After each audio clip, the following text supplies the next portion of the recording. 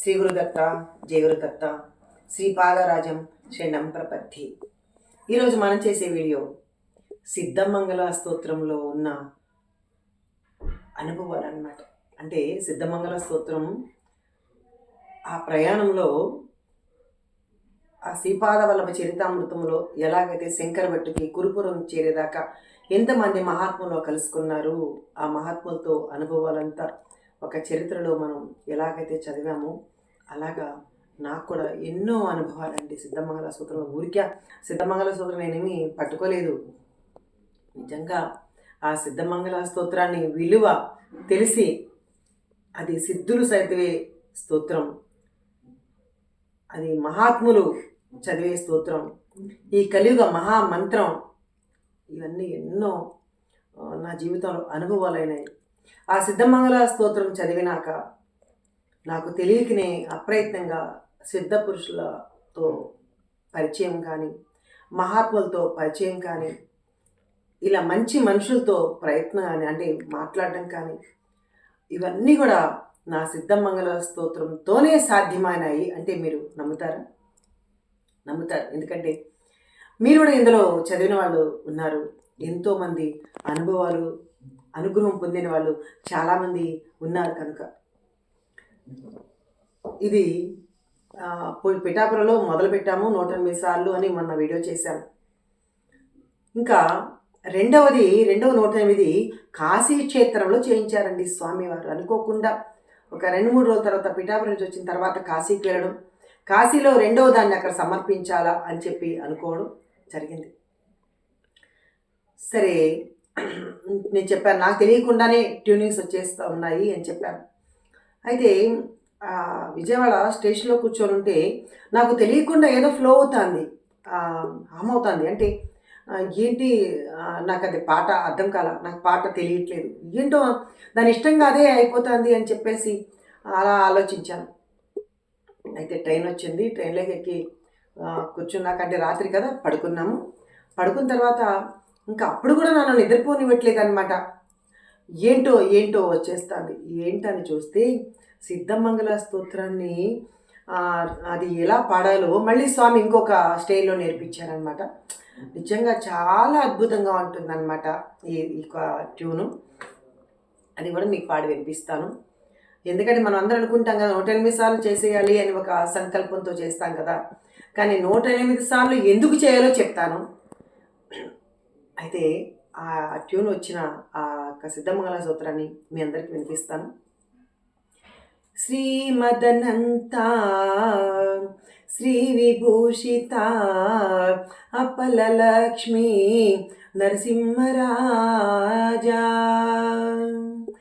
జయ విజయీ భవ దిగ్విజయీ భవ శ్రీమద అఖండ శ్రీ విజయీ భవ శ్రీ విద్యాధరి రాధసురేఖా శ్రీరాకేదర శ్రీపాద జయ విజయీ భవ దిగ్విజయీ భవ శ్రీమదఖండ శ్రీ విజయీ భవ మాతా సుమతి వాత్సల్యామృత పరిపోషిత జయ శ్రీపాద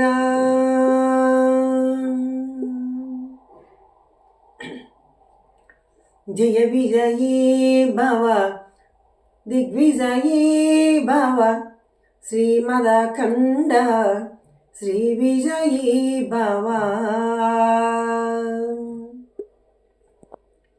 సత్య ఋషీశ్వర ద్వైతానందన వాపనార్యనుత శ్రీచరణ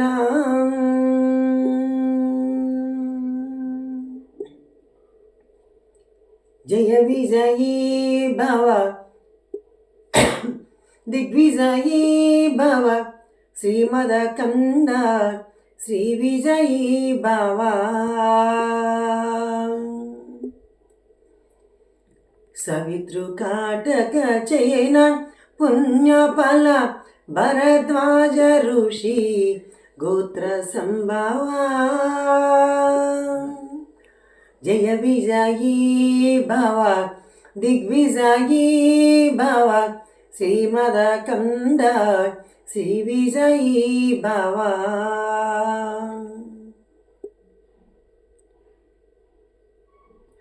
దోచౌపాతి దేవలక్ష్మీ గణ సంఖ్యాబోధిత శ్రీచరణ జయ విజయీ భవ దిగ్విజయీ భవ శ్రీమదకండ శ్రీ విజయీ భవ. పుణ్యరూపిణి రాజమాంబసుత గర్భపుణ్యఫల సంజాత జయ విజయీ భవ దిగ్విజయీ భవ శ్రీమదకండ శ్రీ విజయీ భవ. సుమతి నందన నరహరి నందన దత్తదేవ ప్రభు శ్రీపాద సుమతి నందన నరహరి నందన దత్తదేవ ప్రభు దత్తదేవ ప్రభు శ్రీపాద జయ విజయీ భవ దిగ్విజయీ భవ శ్రీమదకండ శ్రీ విజయీ భవ. పీఠికాపురా నిత్య విహార మధుమతి దత్త మంగళరూపా పీఠికాపురా నిత్య విహార మధుమతి దత్త మంగళరూప జయ విజయీ భవ దిగ్విజయీ భవ శ్రీమదఖండ శ్రీ విజయీ భవ.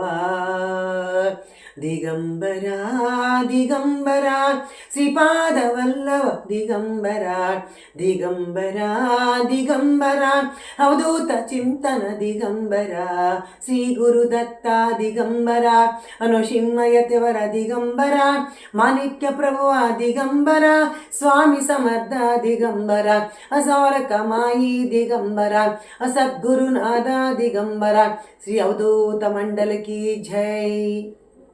ఇది నాకు ఈ యొక్క స్టైల్లోనే మీరు అబ్జర్వ్ చేసినట్టయితే చాలా రాగాలు కనిపించాయి. ఇది ఏ రాగమో నాకు తెలీదు, అలా వచ్చేసింది అనమాట కాశీకి వెళ్తామంటే.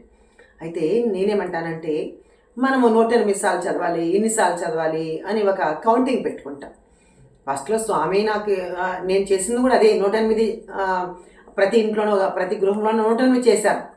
కానీ మనము వీలయ్యి ఆ తన్మయత్వంతో ఇంచుమించు 4 గంటలు పెడుతుందండి. సిద్ధమంగళోత్తరం 108 సార్లు చేయాలంటే 4 గంటల పైనే, కానీ 4 గంటల లోపల పడు. కానీ చాలామంది ఏం చెప్పారంటే నాకు గంటన్నర అయిపోతుందమ్మా అని చెప్పారు. అంటే గంటలో కూడా చదివేయచ్చు. ఇలాగా శ్రీమదంత శ్రీభూషితం నప్పలక్ష్మి నరసింహరాజ జీ విజయ దిగ్విజయ శ్రీమతికన్న శ్రీ విజయ. అసలు ముందు మనకు అర్థం కావాలి కదా. ముందు మనం చదివేది మనకే అర్థం కావాలి, దేవుడికి ఎలా అర్థమవుతుంది.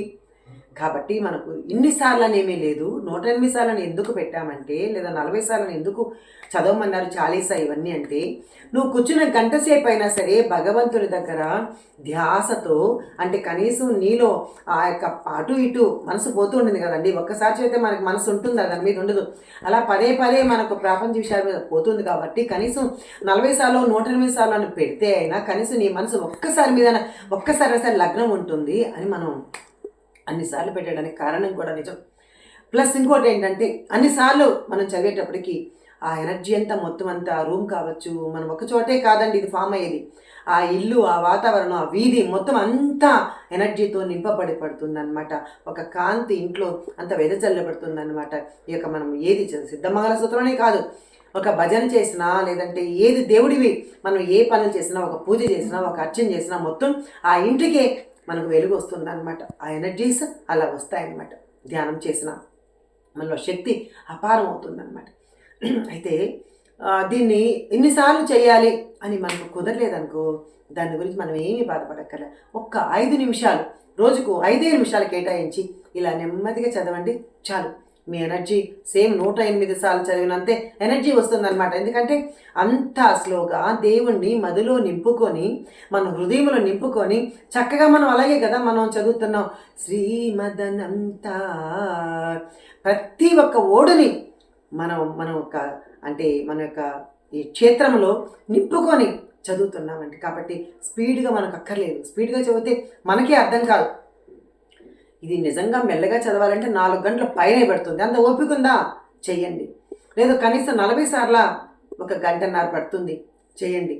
లేదా 11 సార్ల 1 అరగంట పడుతుంది చేద్దాం. అంతే తప్ప ఈ 108 అంటే 108 చేస్తేనే స్వామి కృపిచ్చేస్తాడు, మాకు అనుగ్రహం జరిగిపోతుంది అనుకోవద్దండి. ఒక్కసారి చదివినా చాలు. ఇది అనగాష్టి వ్రతం చేసి బ్రాహ్మణులకి భోజనం పెట్టిన ఫలితం లభిస్తుందంటే ఇది ఒక్కసారి మాత్రం చదివితే. ఇది ఆలోచించండి.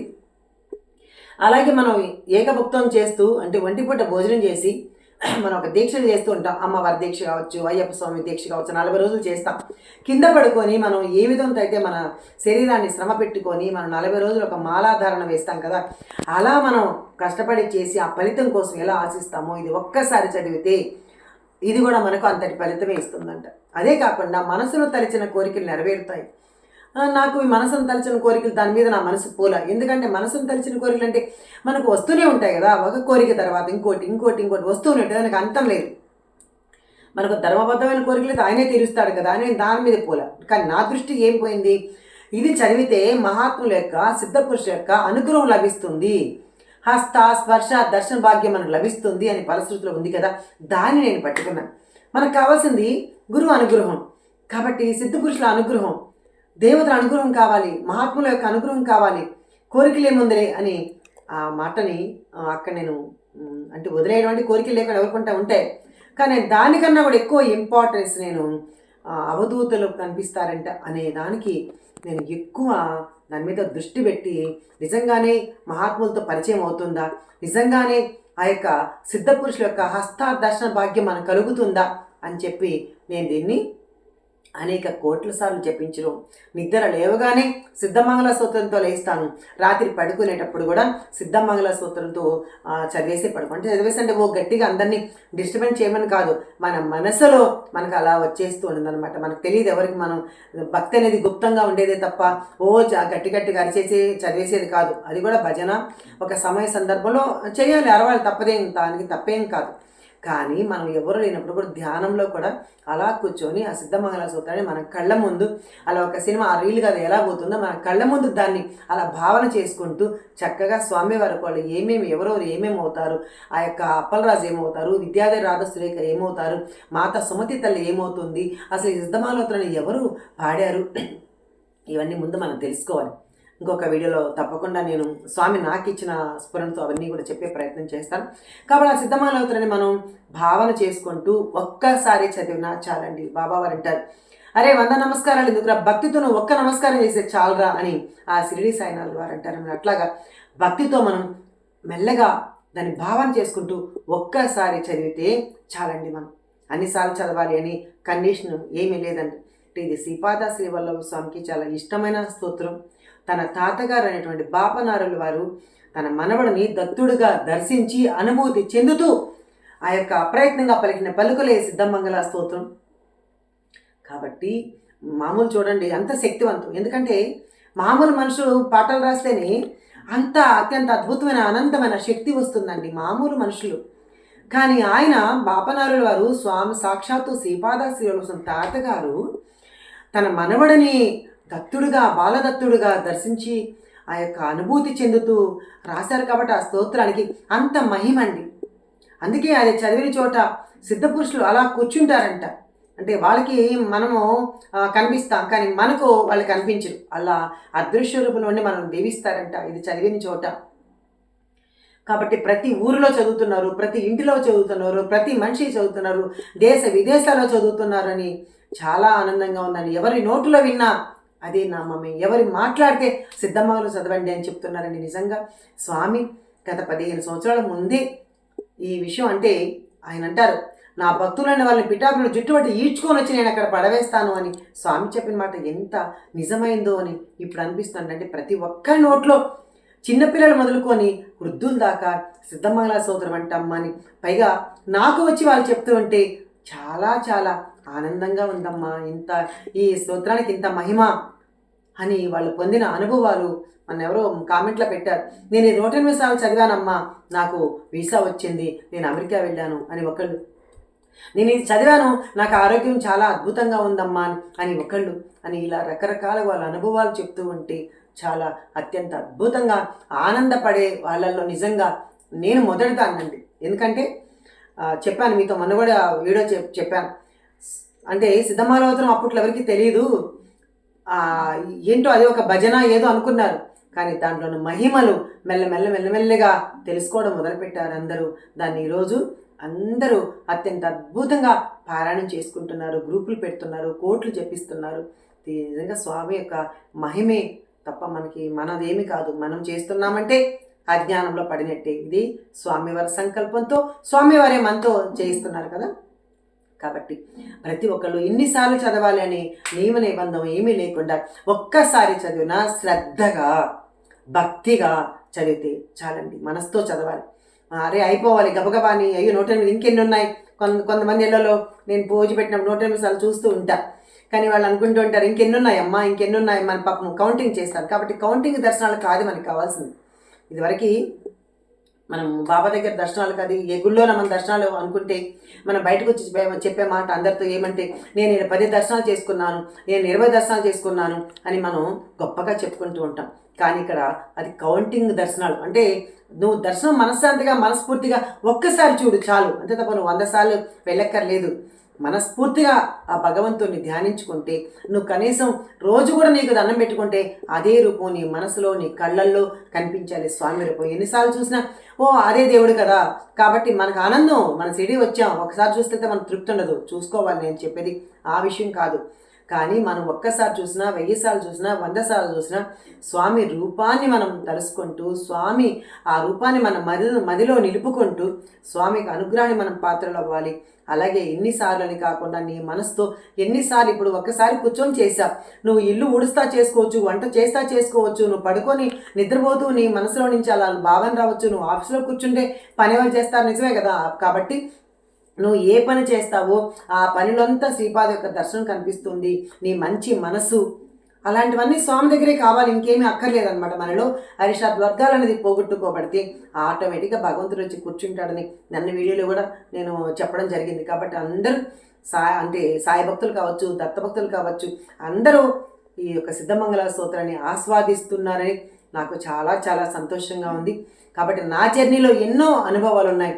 అలాంటిది ఎన్నో కోట్ల స్వామి అంటే సిద్ధమంగళ స్తోత్రాన్ని అందరితో జపించి అందరితో పలికించే అదృష్టాన్ని నాకే కాక అందరికీ ఇస్తున్నారు. కాబట్టి నాకే అని గొప్ప కాదు, ప్రతి ఒక్కరికి ఇచ్చారు స్వామివారు. కాబట్టి ఇంకా మీరందరూ కూడా అలాంటి భక్తి శ్రద్ధలతోనే శ్రీపాద శ్రీవల్లభ స్వామి యొక్క సిద్ధమంగళ స్తోత్రాన్ని చదువుతూ ఈరోజు అందరూ గొప్పగా ఆశీర్వదించబడ్డారు స్వామి దగ్గర. నేను చెప్పిన వాళ్ళందరూ ఇప్పటిదాకా చదవకుండా లేరమ్మా. నిజంగా పక్కన పెట్టిన వాళ్ళు ఎవరూ లేరనమాట. ఎవరికి ఏ కష్టం వచ్చినా మీరు సిద్ధమంగళ స్తోత్రం చదువుకోండి అమ్మా అని చెప్తానమాట. లేదు చరితామృతం పారాయణ చేయండి అమ్మా అంట, లేదంటే బాబా సత్యలు చదవండి అమ్మా అని చెప్తాను. అంతే తప్ప నేను ఇంకా అవునా అని చెప్పేసి ఏమి జాలిపడను. ఎందుకంటే నీకు స్వామివారు మనకు కావాలని ఏం కావాలని ఇచ్చేది భగవంతుడు ఉన్నాడు, మనం ఎవరు ఇవ్వడానికి. కాబట్టి ఎంతటి కష్టంలో ఉన్న వాళ్ళకైనా సరే ఈ సిద్ధమంగళ స్తోత్రాన్ని ఇవ్వండి. నా అనుభవంలో చెప్తున్నాను. ఒక ఆయన రిటైర్మెంట్ అయ్యాడంట విజయవాడలో. ఒక అతను ఆయన గుడికి వచ్చి, స్వామి ఈరోజు నేను రిటైర్మెంట్ అయిపోయాను కదా, రేపటి నుంచి నా పరిస్థితి ఏంటి అని ఆయన భగవంతుడి నమస్కరించి చేసుకుంటూ ఉంటే ఒక పిల్లవాడెవరు ఇలా పెట్టుకున్నాడని చెయ్యి, ఒక పిల్లవాడెవడు సిద్ధమంగళ స్తోత్రం అని ఆ పేపరు ఇచ్చేసి వెళ్ళిపోయారట, చేతులు పెట్టి వెళ్ళిపోయారట.